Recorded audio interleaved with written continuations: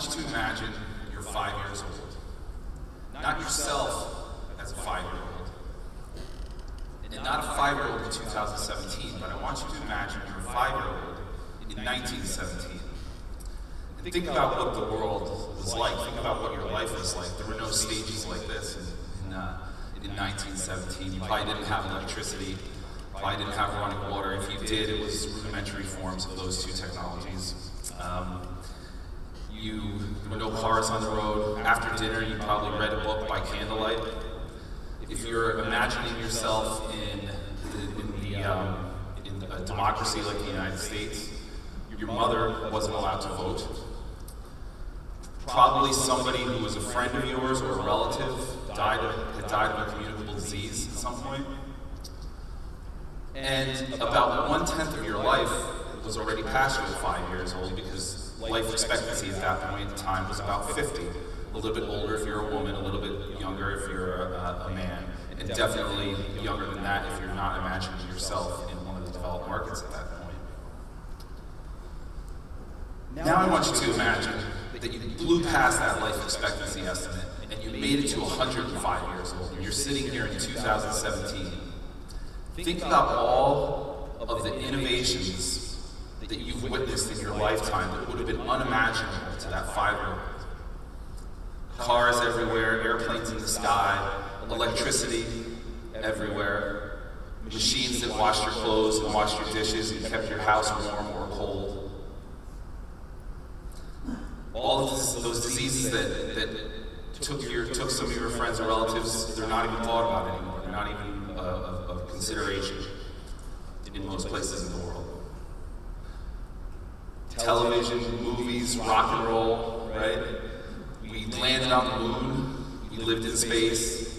All of these things that they would have been unimaginable to you as a 5-year-old. All these great things happened. Not all of them were great. One bomb destroyed an entire city.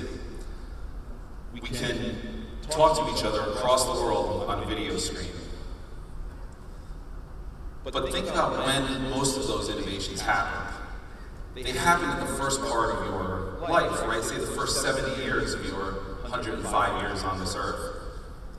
About 3 or 4 decades ago, those unimaginable, those visionary innovations kind of took a pause, and more incremental innovations took their place. And why have we been living in an era of incremental innovation? I think there's 2 reasons. The first is globalization. Now, globalization, our team believes, is a good thing, but it has some unintended consequences. And one of those unintended consequences is that companies that previously had sold their goods in their own domestic market, with globalization, they could sell their products into new markets that they had never tapped into before. And so instead of having to improve products or create new products, they could take their existing products and sell them into new markets. And I think that limited innovation. The second reason is because consumers, we pay for incremental innovations, right? We're happy to do so. We're happy to pay for incremental innovation. Tim Cook gets on stage and we open up the champagne when he tells us we get wireless earbuds and a little bit better resolution on our cell phone, our iPhone camera, right? But I think this is all changing. We're past that age of incremental innovations, and we're back to the age of unimaginable visionary innovations again. And we live that in GE every day with the industrial internet and with additive manufacturing are 2 examples of that. Talk to someone who doesn't, we live it every day, but talk to someone who doesn't understand 3D printing. Tell them that there's an airplane part on airplanes right now that was printed additively, that is stronger, more reliant, that's going to last longer, that's more fuel efficient than the part that was manufactured under traditional sources of manufacturing.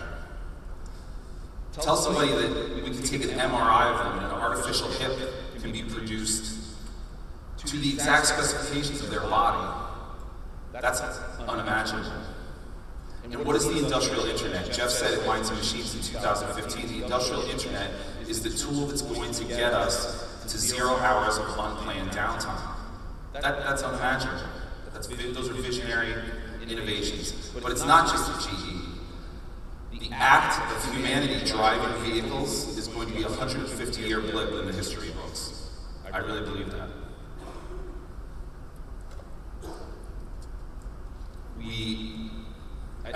About 2 years ago, I was at a function like this, sitting having dinner. Anybody here from Canada? Canadians? Okay. Just 1? 2? 3? Okay. I sat and had dinner with the keynote speaker, Chris Hadfield. He's a musician, he's also an astronaut. He's Canada's most famous astronaut. And he, if you want to check him out, David Bowie's Space Oddity, he plays guitar and sings the song Weightless in the space station. It's a pretty cool YouTube video. But I asked him about Mars travel. I said, what are we going to get to Mars? And this was 2 years ago. He didn't believe that we had the technology to do so. But Elon Musk is saying, yeah, we actually do. And Musk is building reusable rockets so that we can get to Mars and back more effectively, more efficiently, more cost effectively.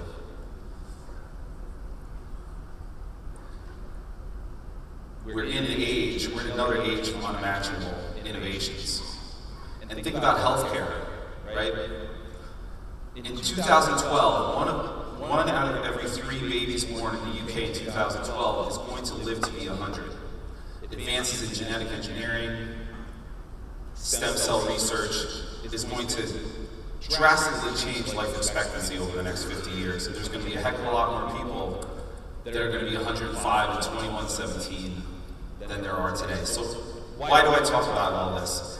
This great leap forward in technology, this new wave of visionary innovations, directly impacts the 3 topics that we're going to talk to you about today. The first topic is protectionism, and that is impacted by innovation because people are worried that the technology is going to take their jobs away. And so they're adopting populist and protectionist attitudes because of that, trying to keep more jobs within their country. The second topic is the race with robots, or the melding of minds and machines. I don't need to explain why that is impacted by technology. That is technology. And then the third trend is this trade-off, this trading places of developed markets and emerging markets. In emerging markets, those countries are more likely to adopt new technology because they don't have existing infrastructure in place that developed markets have. So in developed markets, we have pipelines, we have phone lines, we're used to waiting in lines at hospitals.